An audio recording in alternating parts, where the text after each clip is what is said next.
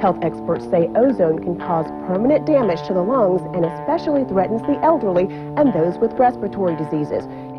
Asthma rates in children is skyrocketing. If we are able to reduce our emissions from power plants by 80%, we will reduce the asthma rates dramatically. Nearly 30 million people live in areas with chronic levels of pollution, so that even when levels are relatively low, people can be exposed to particles that will increase the risk of asthma, lung damage, and premature death. In the 3 years from 1997 to 99, ozone levels in the Triangle exceeded federal government standards 102 times, according to a report by the State Department of Environment and Natural Resources. Of dangerous air pollution levels, even Chinese officials call the air unbearable. Pollution here is primarily caused by coal burning for heat and the more than 5 million cars on the road. The EPA set up a scale of 0 to 500, with 500 being the worst. Today's pollution reading is above 500, beyond index. That means the average pollution levels are around 20 times higher than what the World Health Organization considers safe. Water vapor is actually the world's most abundant greenhouse gas. That's right, the same molecules that might cool the planet in cloud form actually warm it when they're in the form of a gas. They help create a blanket around the Earth, catching heat radiating from the planet's surface and trapping it within the atmosphere. As the planet warms, more water evaporates from the ocean, creating more of this heat-trapping greenhouse gas. From sun, wind, and water. One of the reasons that money continues to be pumped into fossil fuels is that they're seen as a cheaper way to provide energy than renewables, but they're not really cheaper at all. The current price of fossil fuels ignores the huge costs associated with their use. The air pollution that kills millions every year, the damage to the environment, and the storms, droughts, and heat waves caused by climate change. Economists have estimated that climate change is already costing the global economy more than $1.2 trillion every year. Believe it or not, you're actually paying to accelerate that destruction. The International Monetary Fund estimates that with direct payments and tax breaks, the world's governments are providing a $1.9 trillion subsidy to the fossil fuel industry every year. They're using your money to prop up the industry that's causing climate change. The billionaire brothers Charles and David Koch are known for funneling vast donations into Republican campaigns in the United States. But what impact are the Koch brothers having on global warming? As the U.S. is accused of blocking progress here at COP18 talks in Doha, a new report says the Koch brothers may be the biggest force behind the climate stalemate. The Koch brothers run oil refineries and control thousands of miles of pipeline, giving them a massive personal stake in the fossil fuel industry. It's 97% of the world's scientists against a tremendous amount of money spent on propaganda. How much? Well, between 2003 and 2010, those are the years that they tracked. On average, these groups received $900 million a year. That is a combined over $7 billion in that 8-year time period they spent to deceive us. This is a rigged debate. A lot of money has been poured in to make sure that that oil keeps flowing. Their slanting of the news comes directly from the top. In late 2009, in the midst of global climate talks, Fox's managing editor Bill Salmon instructed news staff on how to deceptively report the facts. I don't believe climate change is real.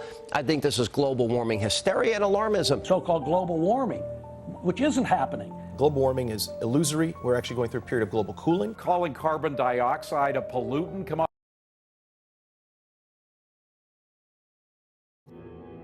Can we remain below 2 degrees? It is possible. But it is up to societies now to decide the future we want. For a likely chance of achieving the 2-degree target, societies can emit another 250 billion tons of carbon. We burn about 10 billion tons of carbon a year. At current rates, we will use this budget in about 25 years.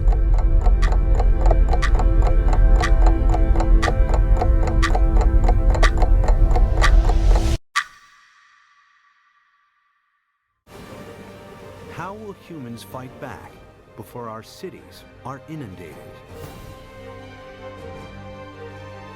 Holding off the sea will be the major employer of the world by 2100. They calculate that Antarctica contains over 90% of the world's ice. Together with Greenland, it's enough to raise global sea levels by an astonishing 230 feet. This is what North America would look like if all of the planet's ice melted. Europe would also shrink. London's Tower Bridge would become a solemn monument in the sea. Berlin would be flooded, as would Paris. But how likely is such a scenario? Is sea level rise reality or myth? If you are wrong, then the implications for the planet are utterly catastrophic. In other words, if you and the climate change... Well, let me finish. If the anti-climate change brigade win the argument and nothing is done because you convince people nothing needs to be done, and you're wrong, then in 100, 200 years, we'll have caused devastation for the planet that will then be irretrievable. If, however, you are right in what you say, and this is unnecessary and overreaction and so on, what you're seeing is a bit of economic hardship in the short term to deal with what may not be as big a problem as you think it is. Fortunately, our handsomest politicians came up with a cheap, last-minute way to combat global warming. Ever since 2063, we simply drop a giant ice cube into the ocean every now and then. Just like Daddy puts in his drink every morning. And then he gets mad. Of course, since the greenhouse gases are still building up, it takes more and more ice each time. Thus, solving the problem once and for all. But once and for all! All we need to do is redirect funds away from oil, coal and gas and towards renewable energy from sun, wind and water.